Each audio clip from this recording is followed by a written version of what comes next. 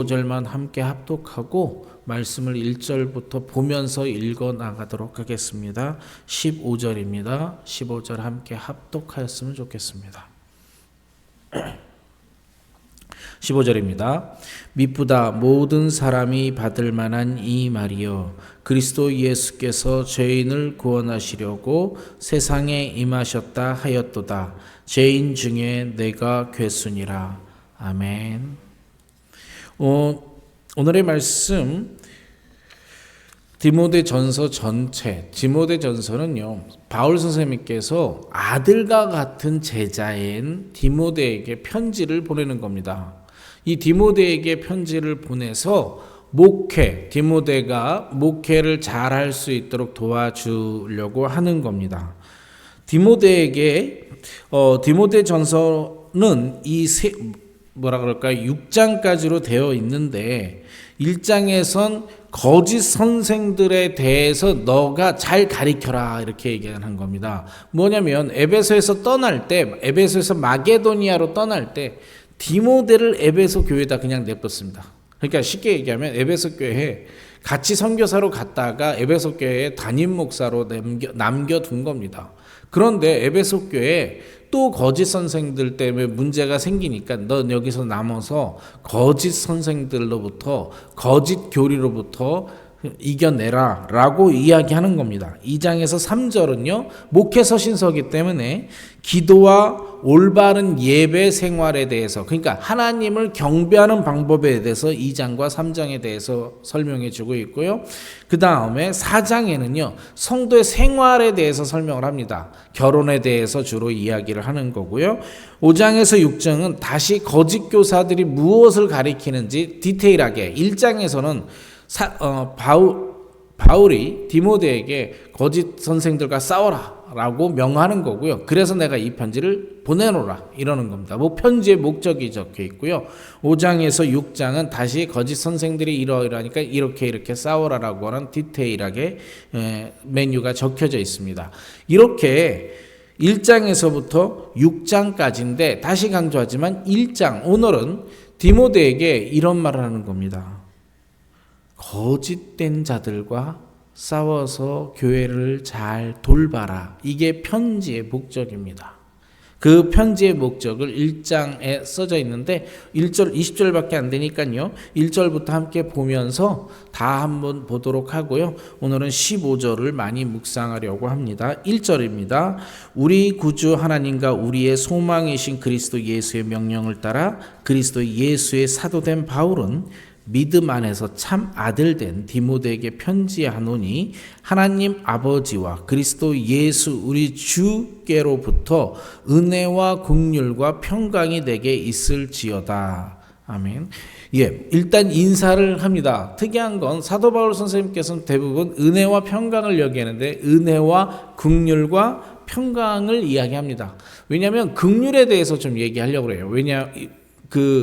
다른 데에서는 은혜와 평강으로만 해도 하나님의 어떤 우리 사람을 베푸시는 은혜와 구원, 평강을 다 설명할 수 있는데 목회라고 하는 데서는 하나님의 긍휼, 특히 거짓 선생에 대한 구원을 얘기하기 위해서 긍휼을 조금 더 강조하기 위해서 넣으신 겁니다.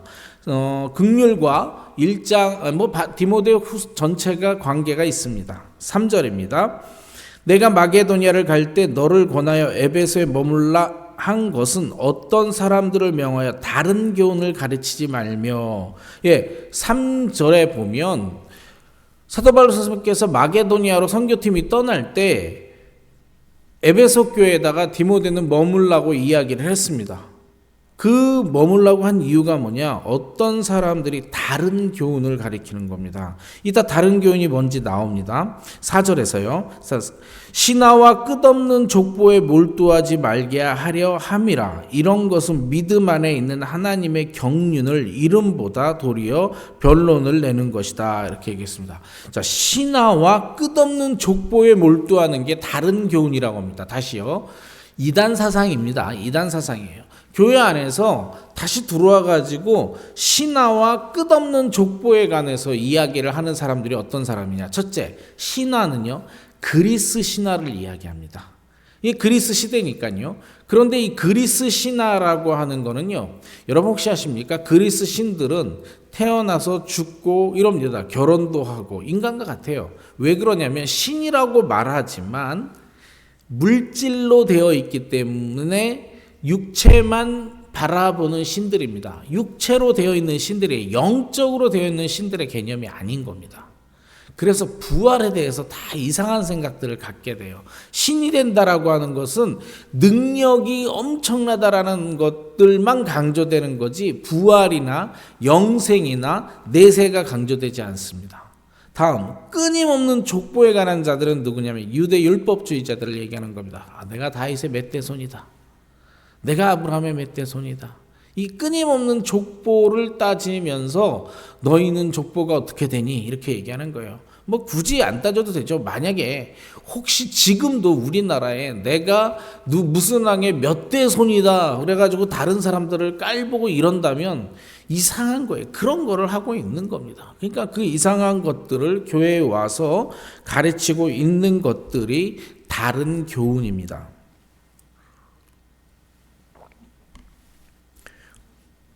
그런데 이 다른 교훈의 목적을 5절입니다. 이 교훈의 목적은 청결한 마음과 선한 양심과 거짓이 없는 믿음에서 나오는 사랑이거늘 사람들이 이에서 벗어나 헛된 말에서 빠져 율법의 선생이 되려 하나 자기가 말하는 것이나 자기가 확증하는 것도 깨닫지 못하니라. 사도 바울 선생님께서 가리키는 교훈은 참된 교훈, 사랑으로부터 나오는 거지만 이 다른 교훈은 자신들의 욕망 속에서 헛된 말들이 나오는 것이다 라고 이야기하는데, 재밌는 것은 자신들이 말하는 것을 자신도 모르면서 한다. 이 다른 교훈, 특히 율법주의자들, 이런 사람들은 자신도 모르는 말들을 하고 있는 거라고 이야기를 하는 것입니다. 8절입니다. 그러나 율법은 사람이 그것을 적법하게만 쓰면 선한 것임을 우리가 아노라. 사도 바울 선생님께서는 율법 자체를 나쁘다고 이야기하는 거 아닙니다. 율법 자체가 나쁜 것이 아니라 율법을 통해서 구원으로 갈 수 있다고 가리키는 게 나쁜 겁니다. 율법을 지킨다라는 것은 아름다운 거일 수도 있어요. 율법 자체의 형식주의에 빠지면 안 된다라는 것이니까요. 그러면서 율법의 목적을 가르쳐 줍니다. 율법이라는 게 있어야 된다. 율법이 왜 있어야 되냐? 9절과 10절입니다. 알 것은 이것이니 율법은 옳은 사람을 위하여 세운 것이 아니요. 옳은 사람을 위해서 세운, 의롭다라고 하는 예수님과 함께 붙어있는 예수를 믿는 사람을 위한 것이 아니라 오직 불법한 자와 복종하지 않은 자와 경건하지 아니한 자와 죄인과 거룩하지 아니한 자와 망년된 자와 아버지를 죽이는 자와 어머니를 죽이는 자와 살인하는 자며 음행하는 자와 남색하는 자와 인신매매를 하는 자와 거짓말하는 자와 거짓맹세하는 자와 기타 바른 교훈을 거스르는 자를 위함이라. 율법은 대부분 이런 겁니다. 뭐뭐 하지 마라. 조금 뭐뭐는 반드시 해야 된다. 인간이 하기 싫은 것들, 이런 걸로 구성되었어요. 이런 것들을 위한 건 누구냐? 딱 봐도 그냥 여기 나와 있는 사람들 다 정리하면 그냥 하나님 잘 안 믿고 자기 마음대로 사는 사람, 이런 사람들입니다.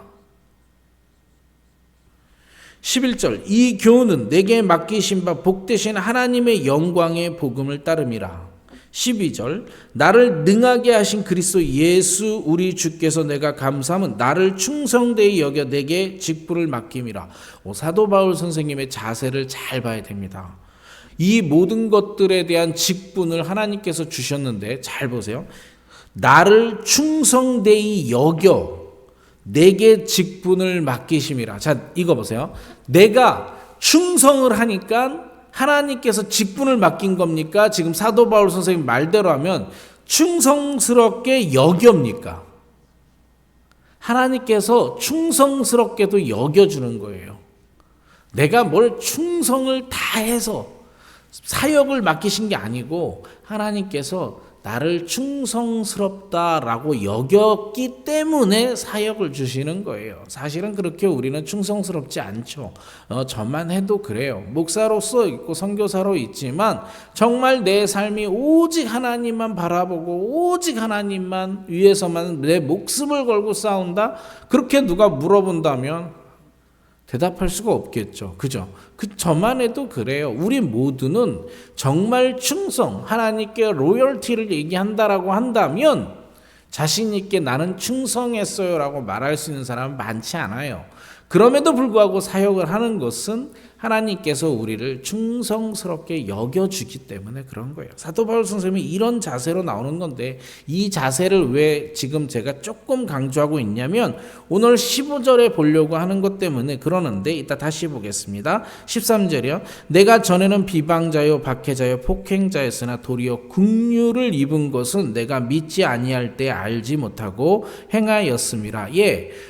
사도 바울 선생의 은혜와 평강만 얘기하다 이번엔 긍휼도 얘기하고 또 다시 긍휼을 이야기하는 목적이 있습니다. 일단 긍휼이라고 하는 것은요, 가엽게 여기는 거지만 긍휼이라고 하는 말의 어원은 라참이라고 하는 라함이라고 하는 건데 히브리어로 자궁이라는 뜻입니다. 자, 자궁이라고 하는 거의 목적은 아이를 키우는 데죠. 그렇죠? 그런데 자궁은요.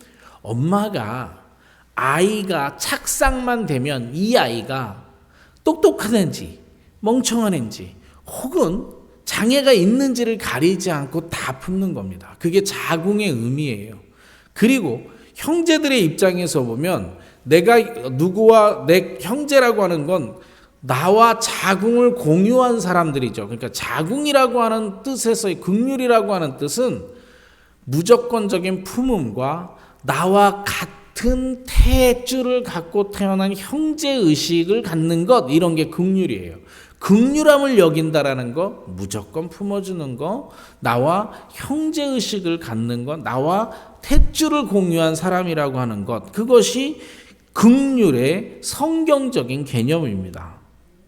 예, 그래서 오늘 14절과 15절에 보면 충성과 긍휼에 관한 이야기입니다. 충성과 긍휼. 자, 14절. 우리 주의 은혜가 그리스도 예수 안에 있는 믿음과 사랑과 함께 넘치도록 미쁘다. 모든 사람이 받을 만한 말이요. 그리스도 예수께서 죄인을 구원하시려고 세상에 임하셨다 하였도다. 네. 자, 예수께서 죄인을 구원하시려고 세상에 임하셨대요. 그러면 그 다음에 나오는 말은 뭐 감사하다, 잘 살자, 잘해보자 이래야 돼요. 그런데 그 다음에 나오는 말이 죄인 중에 내가 괴수르니라. 자, 여러분 한번 생각을 해보세요. 성경을 읽을 때 우리 쭉 읽기도 하지만 저는 말씀을 준비하려고 천천히 읽는 겁니다만 진짜 천천히 읽어보세요. 예수님께서 오셨어. 내가 죄인 중에 괴수니라. 이거 말이 앞뒷 말이 같은, 이게 말이 연결돼요? 말이 연결되지 않아요. 다시요. 여러분, 이거 말이 연결되는 말이 아닙니다. 물론 진짜로 내막은 연결됩니다. 예수께서 우리를 구원하시려고 오셨습니다. 나는 죄인 중에 괴수니라. 이거는 한 단계를 너무 많이 뛰어넘은 단계입니다. 이 말 비슷한 거 생각나지 않습니까? 진짜 이상한 게 있어요. 예수님이 물고기를 많이 잡았더니 베드로가 나는 죄인으로서이다. 나를 떠나소서 이럽니다. 아니, 물고기를 많이 잡았는데 나는 죄인입니다. 이렇게 얘기해요. 이상하지 않습니까? 이거 이상해야 됩니다. 네, 일단 죄인 중에 내가 괴순이라를 조금만 생각을 해볼게요. 여러분, 제가 이렇게 표현하긴 뭐하지만 자신들이, 여기 있는 우리 모두가 죄인 중에 죄인이고 내가 죄악의 덩어리라고 하는 자신의 죄를 좀 보기를 축복합니다. 이건 축복입니다. 여러분한테 나는 아니라고 말하면서 나는 거룩한데 여러분은 죄인이라고 만약에 내가 설교를 하고 있다면 이건 이단이기도 하지만 내 교만이지만 나도 죄인이고 여러분도 죄인인데 내가 은혜를 받고 나서 내 죄를 보는 날이 있었어요. 내 죄를 보니까 내가 죄인 중에 괴수 중에 괴수가 맞아요. 사도 바울의 이 고백이 맞다라는 걸 깨달았어요. 그리고 나서 시간을 지나고서 생각해 보니까 내가 죄인이라고 하는 것을 깨닫는 것은 커다란 축복이 있습니다. 많이 있던데 오늘 그냥 세 가지만 간단하게 생각하려고 해요. 먼저 교만을 버릴 수 있는 게 내가 죄인임을 알아야 됩니다. 보세요. 내가 죄인인 걸 알면 내가 신과 같지 않아지려고 노력을 해야 된다는 걸 압니다. 여러분, 우리는 가만히 있으면요, 하나님과 같아지려고 하는 본성들이 무지하게 튀어나옵니다. 아무것도 아닌 것 같은데 왜 이런 거 있잖아요. 내 말이 맞아. 내 말 따라. 너 내 말 안 듣더니 자기가 모든 것을 진리자인 것처럼 얘기하는 거잖아요. 그죠? 모든 인간은 자기가 신처럼 되고자 하는 욕망을 갖고 있습니다. 그런데 자신의 죄악을 보면 그 욕망을 누르는데 도움이 되는데 그게 교만을 줄일 수 있는 지름길입니다. 그렇기 때문에 복입니다. 두 번째 복은요, 이런 겁니다. 심리학이나 사회에서는요, 이런 걸 가리킵니다. 야, 너희들은 상처받지 않으려면 자존감이 높아야 돼. 이렇게 얘기합니다. 기독교는 그렇게 가리키지 않습니다. 기독교는 자존감도 키워줍니다. 뭐라고 키워주냐? 너희는 하나님의 자녀라. 자존감도 키워줍니다. 그런데 정말 기독교가 하는 것은 이겁니다. 죄악 덩어리임을 봐라. 스스로 죄악 덩어리인 것을 보면요, 상처받지 아니할 수 있습니다. 한번 생각해 보세요. 저한테 제가 경험한 거고 제가 변한 거이기도 합니다. 예전에는 누가 나한테 뭐라고 한마디를 하면, 나한테 누가 뭐를 이렇게 한마디 하면 이게 아픔이 돼요. 아픔이 되고 그래? 너 나한테 뭐라 그랬어? 그런가? 너는 뭐라 그런지 내가 한번 보자. 그래서 너는 뭘 잘못했고 너는 뭘 잘못했고 아주 논리적으로 작은 이렇게 씹어준다, 비속어로. 이럴 수 있었던 사람이에요. 그런데 내가 죄악의 덩어리인 걸 깨닫고 나서 저는 요즘은 이런 표현을 씁니다. 누가 나한테 뭐라고 표현하면, 참 그 사람 볼 줄 모른다. 나는 당신이 생각하는 것보다 훨씬 더 죄악 덩어리다. 누가 나한테 뭐라 그러면 당신이 생각하는 것보다 훨씬 더 나쁜 사람이다. 왜? 훨씬 더 악한 사람인 걸 내가 아니까. 내 스스로 진짜 아니까. 이게 뭐 표현이 정말 그런 게 아니라 정말 내 스스로 죄악을 보고 나니까 내가 그렇게 악한 거를 내 스스로 알아요. 그러니까 누가 나한테 뭐라고 그러면 나 그런 사람 맞아요. 근데 사실 그 말하는 것보다 나 더 심할 수 있는 사람이 하고 속으로 그렇게 되새깁니다. 뭐 그렇게 상처받을 일이 없어요. 누가 뭐라고 하든 뭐하든 크게 상처받을 일이 없어요. 이거를 내가 상처받을 일이 없으니까 좋다라는 게 아니라 평강 가운데 있었습니다. 사도 바울 선생님이 왜 평강을 강조하냐면 이런 거예요. 자신이 긍휼함을 입었다라는 것. 내가 죄인인데 하나님으로부터 한없이 자궁을 품듯이 나를 그냥 품어줬다는 걸 깨달으면 내 안에 평강이 있어요. 세상에 뭐가 하라든 그래, 그렇지. 그런데 진짜 축복은요, 세 번째로 얘기하지만 정말 축복은 구원이 잘 믿어집니다. 지금 이 얘기예요. 왜? 예수께서 죄인을 구원하시려고 세상에 임하셨어. 예수께서 죄인을 구하려고 세상에 임하셨어. 내가 죄인인 걸 깨달으면 그가 나를 구원하기 위해서 왔다라는 게 느껴지는 겁니다. 15절은 그런 말입니다. 15절 다시 천천히 볼게요. 미쁘다, 신실하다, 정말 아름답구나. 모든 사람이 받을 만한 이 말이요, 그리스도 예수께서 죄인을 구원하시려고 세상에 임하셨는데 내가 죄인이야. 그러니까 예수 그리스도께서 나를 구원하셔 주셨다. 무엇 때문에? 긍휼함으로. 내가 무엇을 잘해서가 아니라 긍휼함으로. 혹시 이 말을 처음에 읽을 때 사도 바울 선생님이 옛날에 잘못한 게 있으니까 자기가 괴수라고 그랬지, 그렇게 아니에요. 그 말 아닙니다. 잘 보세요. 그는 내가 괴수 중에 괴수니라고 현재형을 씁니다. 만약에 옛날에 잘못한 걸 회개했으면 내가 괴수였다라고 얘기하겠죠. 옛날 잘못한 걸 얘기하고 있는 게 아니에요. 지금 상태도 자신의 죄인 상태인 거를 철저하게 깨달은 사람입니다. 축복입니다. 여러분, 자신의 죄악을 보시기를 바랍니다. 안에 똘똘 뭉쳐있는 정말 죄악을 보는 축복이 있어야 돼요. 그게 있어야 구원이 믿어지는 겁니다. 16절, 17절 그 다음에 읽고 말씀을 그냥 끝내겠습니다. 마무리하겠습니다. 16절부터입니다. 그러나 내가 긍휼을 입은 까닭은 예수 그리스도께서 내가 먼저 일체 오래 참으심을 보이사 후에 주를 믿어 영생 얻는 자들에게 본이 되게 하려고 하심이라. 예수께서 긍휼로 나를 오래 참으셨다라는 고백입니다. 영원하신 왕 곧 썩지 아니하고 보이지 아니하고 홀로 하나이신 하나님께 존귀와 영광이 무궁토록 있을지어다 하고 하나님께 영광을 돌리고 18절과 19절 아들과 같은 디모데에게 다시 부탁을 합니다. 아들 디모데야, 내게 이 교훈으로서 명하노니 전에 너를 지도한 예언을 따라 그것으로 선한 싸움을 싸우며 믿음과 착한 양심을 가지라.